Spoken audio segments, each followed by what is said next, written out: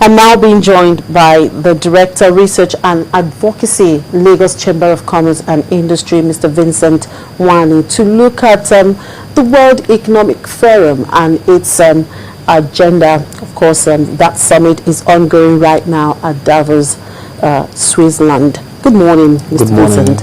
Yeah. So, what is this? I want to begin this way. What is this World Economic Forum all about? Now, a lot of Nigerians have heard about this big meeting going on, in Davos, but it's not everyone that understands what exactly they are doing.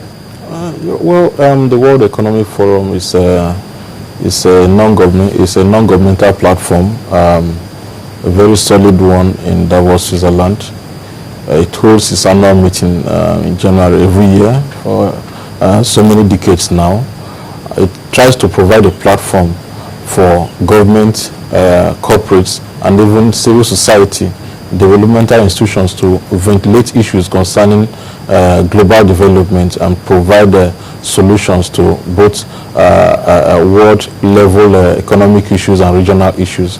So it's just the biggest and the most respected forum in the world that talk about development, growth, and solving economic problems around the world. Now, biggest and most respected, and how about efficient in terms of by the time they finish this discussion, is it all about talk? Because that's what the fear most people express. It's all about talks and no actions. So for this long that we've been having these meetings and all that, what has really changed? Of course, you know that results start from talking or initiatives, and then at the World Economic Forum, there are numbers of initiatives, some I can remember here, that have really tried to change countries, change the world, or even change regions. If I can remember, the Nelson, very respected leader, African leader, Nelson Mandela, we remember that when he newly came out from prison, taking over the government, there was a time he was planning to nationalize corporates in South Africa. That decision supposed to be very damaging for the economy, but he changed his mind, himself and the party changed his mind at a World Economic Forum. So this is an initiative at the African level.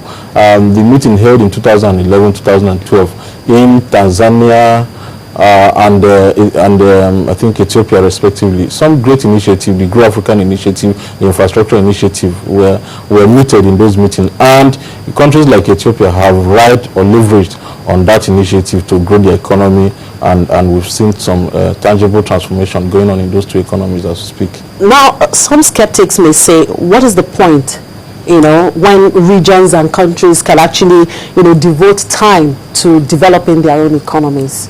So what's the point gathering together? Of course, you know that the world is now very competitive. It's a global economy, very integrated. And this time we see that the World Economic Forum provides a platform where FDI, flow of FDI is being competed for. Of course, we have limited investment fund, global investment fund available, and both developed countries and emerging markets are trying to grab as much as they can. So this forum provides that platform where you meet people by face, you see investors, you tell your stories, people try to weigh things, weigh the facts they've been and verify some facts.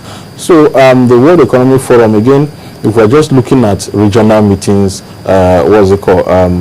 country by country meeting, it's fine, which is still going on, but I think that the World Economic Forum have a lot of credibility and a lot of results that have come out of that meeting. All right. Now, there is this feeling that the World Economic Forum is more about private firms than the government, and some have expressed some reservations about the lobbying power it grants corporation over government. What's your take on that?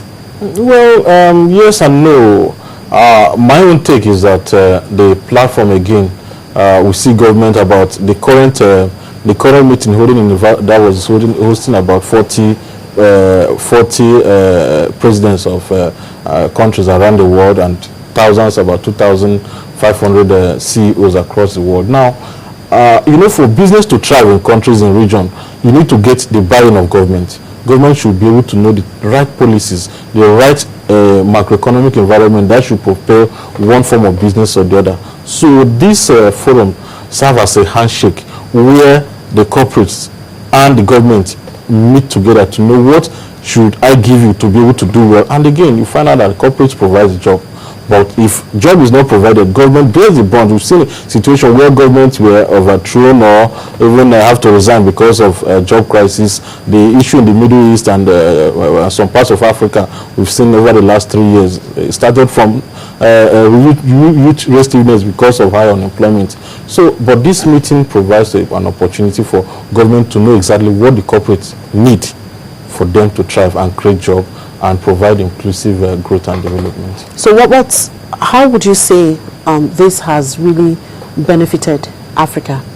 In terms of Africa, of course, you know that this year will be since 1990, we've been having a regional meeting. 17 of these meetings have been hosted in South Africa. And South Africa will not be stupid to hold 17 meetings out of 24 meetings. If it's not beneficial to the economy, of course, it's the largest economy and the most open economy in Africa, as we speak. So some of the initiatives, like I mentioned before, is that we've seen recently the Grow Africa initiative, which agricultural transformation is riding on in Ethiopia. We've seen infrastructure initiative, which is also which Tanzania is riding on, and we've also seen a focus. Last year, the center of the discussion in Cape Town, South Africa, is about delivering Africa's promise, and then the discussion is how can we begin to unlock the economic link between countries in Africa, because we see that dealing with African countries, dealing with Europe or America is easier when it comes to business. How can we begin to dislocate or disintegrate the bottleneck between countries to make sure that investment flow, business flow, import and exportation is a little bit seamless? So now we're talking about regional integration in Africa. How can we harmonize our economic potentials and opportunities? All right. Now, if this meeting is so important to Africa and it has really benefited Africa so much, and you just mentioned that South Africa has hosted this event for the 17th time, yes, and Nigeria is just hosting for the first time. Why? Again, that everybody is curious about if we're boasting to be the second largest economy, the most populated country in Africa, how come that after 24 years we're getting a fair share of it? Of course, the few reasons is that initially the World Economic Forum in Davos felt comfortable with South Africa hosting this meeting. But as trends and events unfold, they found out that it is important to make it a Pan-African issue. You know, take this message around Africa. It is more beneficial to enhance development across the region if you begin to host it in other countries. We've seen Tanzania host it, we've seen Zimbabwe, we've seen Ethiopia hosting it. Now it is the turn of Nigeria, not just Nigeria, West Africa. So the way we take out of it is now, why have we not hosted it for a long time, but now we have opportunity to host it? What are we going to get out of it? All right, before we get to that, tell me, what's the difference between the World Economic Forum meeting, which takes place in Davos every year, and the World Economic Forum for Africa, of which Nigeria is going to be hosting in May? There is no difference. They are highly complementary. They meet each other for it's just like asking me the difference between federal government and state government or local government. The regional meeting tries to bring down the message, to lower a little bit, focus on country development, country issues and regional issues, unfold the real opportunities. Of course, the meeting in Davos is just top level, where developed and successful countries come to tell their story, how they succeeded, why we come to share our own problems and how they can help us. But this time we have opportunity to showcase our own opportunity, tell our own story ourselves. And that is why the regional meeting is not just holding in Africa. We have the one in Asia, we have the one in South America, and even in the Middle East. Now, members of the National Assembly recently, some time ago, raised questions surrounding the cost benefits of hosting this World Economic Forum in Africa. What's your take? Exactly. Some people have raised, why is it going to cost us this much to host this forum again? But my take about it is that we have to be effective and efficient in the way we spend money. But if a meeting is if we're expecting about 80 countries in Nigeria for a big meeting like that, I think there are some diplomatic content about it, and the federal government have to take responsibility. But again, while the federal government is part of the funders, we also see private concerns, private institutions funding, development institutions are also funding this. And I think that the federal government should be responsible enough to be able to spend what they should spend on.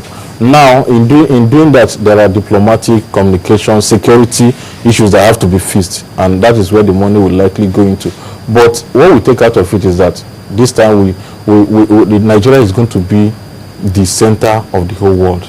They will be looking at us. We have fair opportunity to tell our own story ourselves. And so we remember that a few days ago during the next Africa Billion session in Davos, one of our people, of our Nigerians, said that a major challenge is that you see about 2 million negative message in Google alone, and some other international media with few hundreds of good message coming out. But this time we have opportunity to convert all of this to 100% of good news, and perception matters when it comes to investment flow.